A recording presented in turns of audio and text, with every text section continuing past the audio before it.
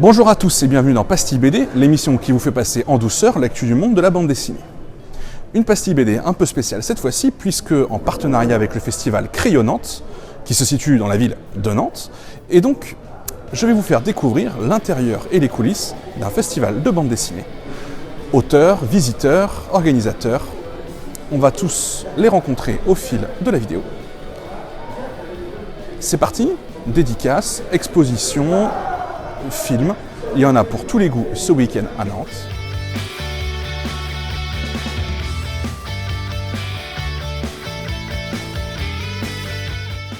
Je viens faire rencontrer des auteurs avant tout et puis si on peut avoir une petite dédicace au cours de la rencontre pour parler de leurs œuvres, c'est très agréable d'échanger avec eux sur ce qu'ils ont fait, comment ils l'ont fait, comment ils ont dessiné. C'est surtout avant tout pour ça que je viens là, quoi. Je suis arrivé à 8h30. C'est correct. Ça peut être plus tôt, ouais. En priorité, Julien Maffre pour Stern. Et puis après, peut-être Arnaud Poitvin si j'ai des possibilités, on verra. L'important, c'est pas de faire des milliers d'essence, c'est de rencontrer une personne et de passer un bon moment avec après, et puis de revoir des amis aussi en même temps. Celle-là. Comment elle s'appelle? Vous connaissez? Alex. Alex. Mais non, il paraît que c'est une Nantaise. C'est vrai? C'est vrai. C'est vrai, c'est une Nantaise qui viendra que cet après-midi. C'est vrai aussi? On vient pour notre fils. On l'accompagne, notre fils. Il nous met en attente. Pour gagner du temps, il vient de Tours.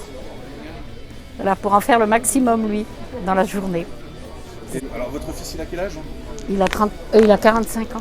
On apprécie, oui. En plus, on apprécie. On le reconduit chez lui. Alors, on va profiter du reste de la famille. Puis, on passe un moment, une journée avec lui, quoi. Voilà. Oui, c'est vrai que l'année dernière, j'avais discuté toute une matinée avec un dessinateur et sa compagne, et on avait passé une matinée extraordinaire. C'est vrai. Parce qu'on avait parlé de tout. D'accord.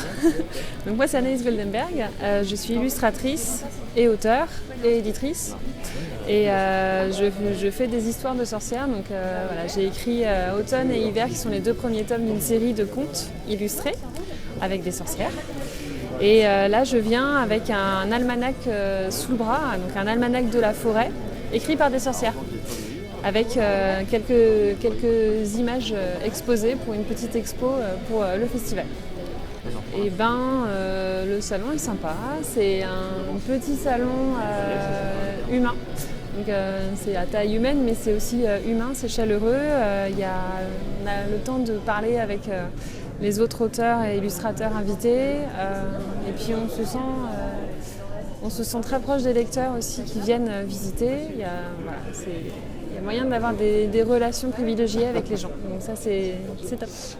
En fait je crois que c'est la 3e ou 4e fois que Jean-François, l'organisateur du festival, m'invite.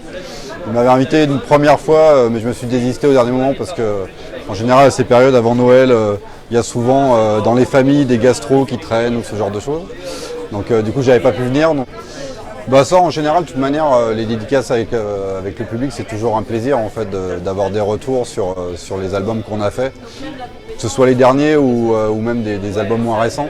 De voir comment eux ils les ont perçus, d'entamer des discussions, et puis juste de les voir ébahis devant les dessins apparaissant sur la feuille, quoi. Voilà. Alors ce week-end je suis à la billetterie du festival de BD et voilà, donc j'accueille les gens, je donne des renseignements aux gens, au public, parce que c'est un festival que j'ai découvert il y a 4 ans. J'aime bien l'ambiance, les organisateurs sont charmants. Et puis ça me permet de découvrir la BD que je ne connaissais pas. Et voilà, donc le franc on se couvre, c'est pas désagréable. C'est pour les enfants messagers. D'accord.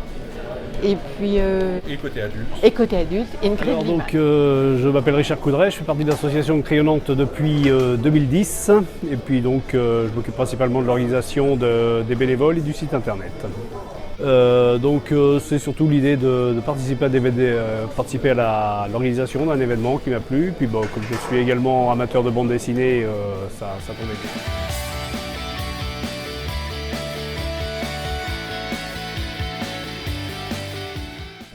Alors c'est des auteurs qui sont à l'origine avec des passionnés de BD qui trouvaient qu'il y avait beaucoup d'auteurs sur la région nantaise, avec des illustrateurs, des dessinateurs, et qui trouvaient qu'il manquait un événement autour de la BD sur la région. Et donc ils ont créé le premier événement il y a 12 ans maintenant, avec des bouts de ficelle, et puis on est devenu un festival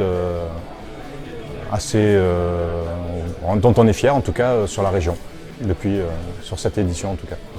Alors sur les auteurs, on a tous les ans entre 35 et 40 auteurs, illustration, jeunesse et BD. C'est un des leitmotifs de l'association, c'est pas un festival de BD. Et puis sur les bonnes années, on a 1700 entrées, on varie entre 1500 et 1700 entrées publiques. Alors une particularité du festival, c'est qu'on n'est pas un festival de dédicaces, c'est-à-dire qu'il y a des auteurs qui sont là pour rencontrer leur public, faire des échanges, c'est très ouvert, mais on propose aussi des animations. Donc cette année, l'animation jeunesse, c'est des Paper Toys avec Yamano, on a de la projection de films. Des films de l'école Pivot, qui est partenaire du festival, des films plus longs, comme cette année Pif, l'envers du gadget, et La tête en l'air par exemple, donc c'est tous les ans. Et puis on tient depuis maintenant 6 ans à faire des actions vers les jeunes auteurs, les jeunes qui ont envie de se lancer, avec des rencontres pro amateurs qu'on a organisées pendant 2 ans. Et puis actuellement on est passé sous une forme masterclass, et donc cette année il y avait une masterclass sur la couleur dans la BD faite par Yoann Corgier, et puis une conférence sur le fanzina pour les amateurs.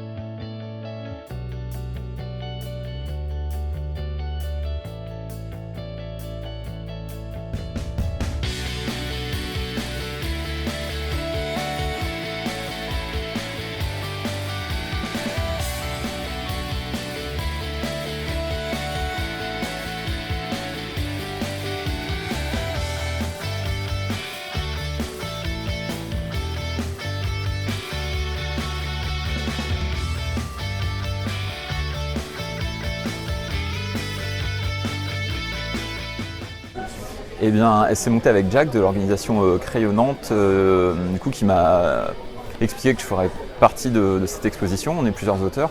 Et en fait, il est passé à l'atelier où je stocke toutes mes planches. J'ai tout mis sur la table un petit peu. Et je l'ai laissé un peu faire son choix, son marché là-dedans, en sachant que assez naturellement, il voulait plutôt orienter sur le dernier bouquin en date, l'adoption. Donc je crois que c'est pour la moitié les planches qu'on a ici, surtout sur le dernier bouquin. On a la possibilité de voir sur les planches des planches en plusieurs étapes. J'aime bien justement trouver les recherches, parce que du coup ça aide toujours de voir un peu comment font les autres.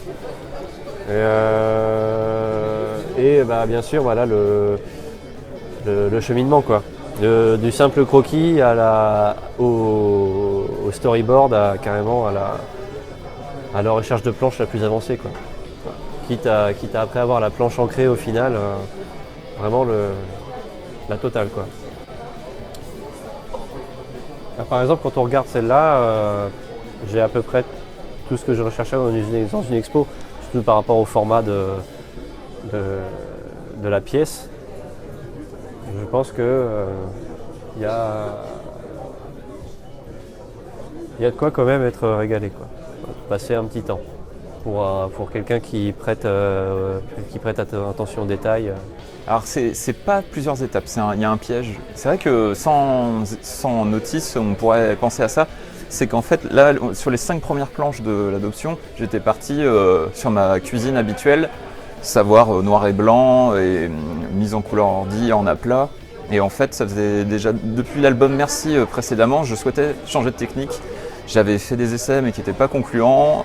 Pour des histoires de budget, du coup, j'étais revenu sur ce que je savais faire pour gagner du temps. Et là, commençant un nouveau bouquin, un diptyque en plus, je me suis dit, il faut que je me fasse plaisir. J'ai quand même 2 ans de travail devant moi.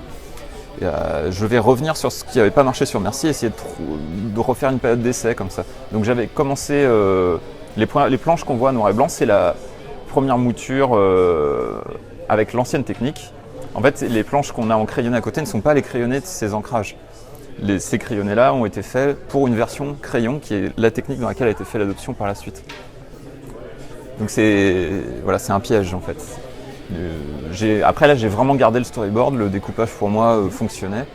Nous avons le plaisir cette année avec les éditions Petit Louis de remettre un prix pour la première fois de notre longue carrière à un jeune auteur. Et cette année, donc, le jeune auteur qui a été nommé, ciblé, appelé à venir avec nous, c'est Marty Planchet.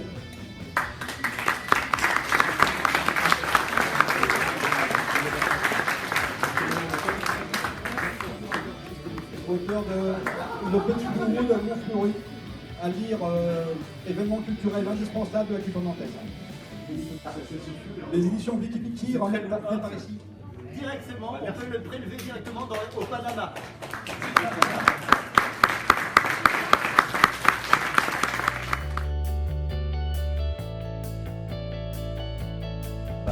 J'ai surtout montré ma façon de faire pour coloriser et j'ai beaucoup parlé de la condition du coloriste dans le monde de la bande dessinée. Voilà, condition qui n'est pas forcément évidente. L'argent, c'est très bête mais ça rapporte pas grand chose, il faut être très rapide pour pouvoir réussir à dégager un salaire et comme c'est très chronophage comme métier, et on se retrouve vite à travailler tout le temps en fait en permanence.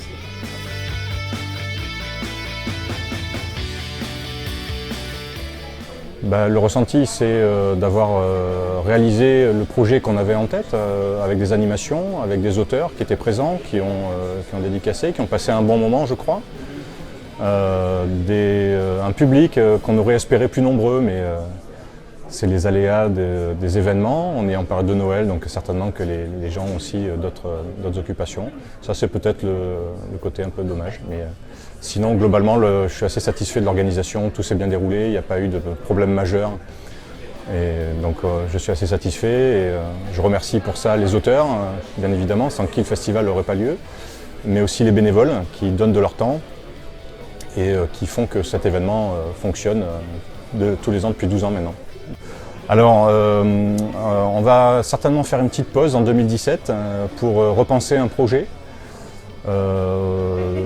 sur le festival, faire un point un petit peu sur ce qu'on a fait, faire un point sur l'environnement culturel de la ville de Nantes et de ses environs. Et on va prendre une année de réflexion pour reproposer une animation autour de la BD, revenir au premier objectif de l'association Taille Crayon, qui n'est pas d'organiser un festival, mais de promouvoir la BD et l'illustration de la région nantaise. Et on pense que sur cette 12e édition, il faut qu'on fasse une pause pour reproposer peut-être de nouvelles choses et faire évoluer notre proposition.